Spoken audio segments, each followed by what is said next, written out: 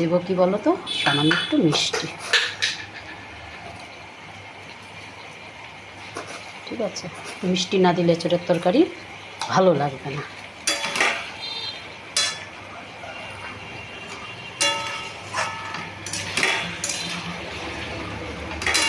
এঁচোড়ের সঙ্গে মশলাটা যাতে মিশে তার জন্য আবার একটু নাড়িয়ে চাড়িয়ে ঢেকে দেব।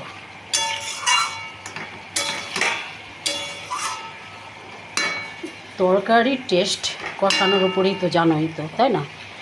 এখন আর একটু ঢেকে দেব যাতে মশলাটা সুন্দর এটার মধ্যে আসে।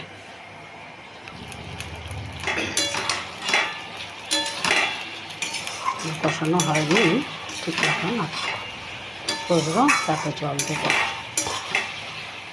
অবশ্যই গরম জল দিতে হবে, আমি গরম জল দিই, তোমরা যা যা দেবে। ঠিক আছে,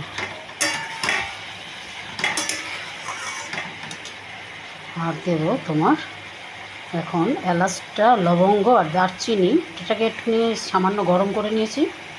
এবার এইটা গুঁড়োটা দিলাম। ঠিক আছে,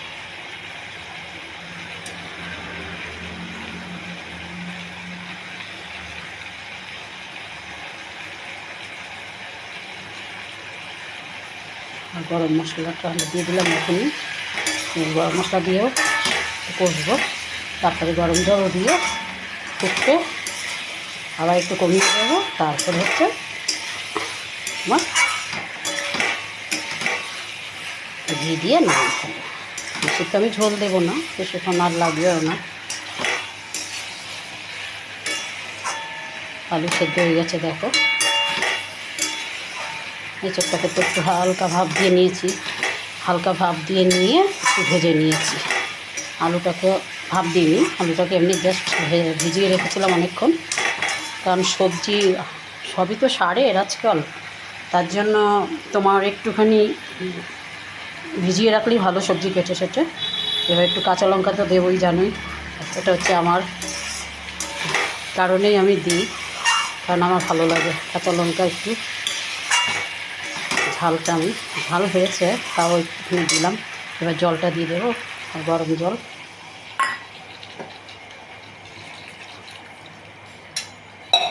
ব্যাস, আর জল দেবো না, এইটুকুই। কেন এঁচোড়ের তরকারিতে বেশি কেউ জল দেয় না, ঝোল করে না, তাই না? সবাই গা মাখা মাখা ঝোল। ডাল থাকলে আর কি লাগে।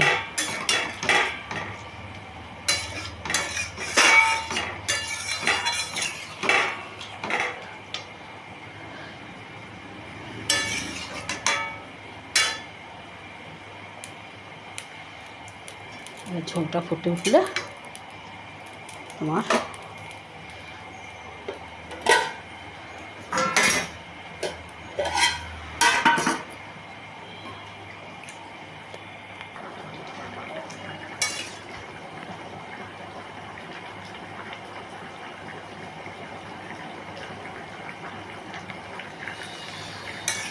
উঠেছে।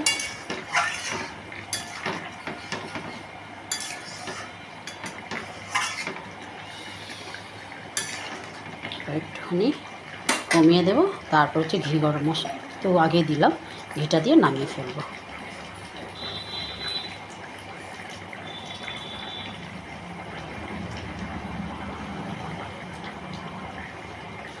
তোমাদের রান্নাটা কেমন লাগলো বলবে একটু কমেন্টসের মাধ্যমে। একটু দেখো, রান্নাটা দেখো, না দেখে তো বুঝতে পারবে না। প্রত্যেকের রান্নার একটু হলেও তার হচ্ছে রান্নার কায়দাটা আলাদা থাকে, প্রত্যেকের রান্নার সাথে কায়দা মিলবে না। ঠিক আছে, প্রত্যেকেরই কায়দা একটু আলাদা। তার জন্য বলছি একটু দেখো, তোমাদের রান্নাগুলো আমি দেখি, ভালো লাগে, তাই তোমরাও দেখো আর সাবস্ক্রাইব করে দিও যারা যারা এখনও করোনি। ঠিক আছে, এখন কমিয়ে দেবে একটু।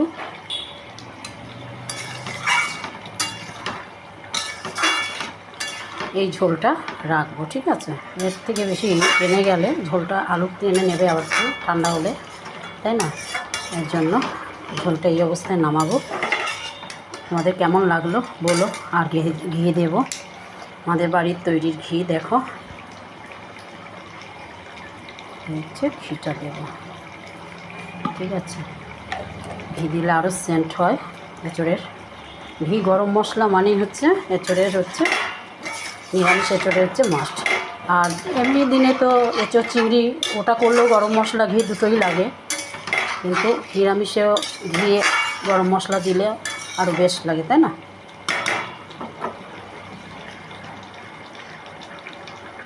তোমাদের কেমন লাগলো এঁচোড়ের তরকারি ডালনাটা? হ্যাঁ, এঁচোড়ের ডালনা এটা করলাম। ঝোল তো বেশি রাখি না আমি, আর একটুখানি টানবে। ঘি দেওয়ার পর একটুখানি নাড়াচাড়া করে নামাবো। ঠিক আছে, সবাই ভালো থাকো, সুস্থ থাকো, আর লাইক কমেন্টটা করো। যারা সাবস্ক্রাইব করোনি করে দিও প্লিজ প্লিজ প্লিজ, ভালোবেসে করো, ঠিক আছে। Thank you.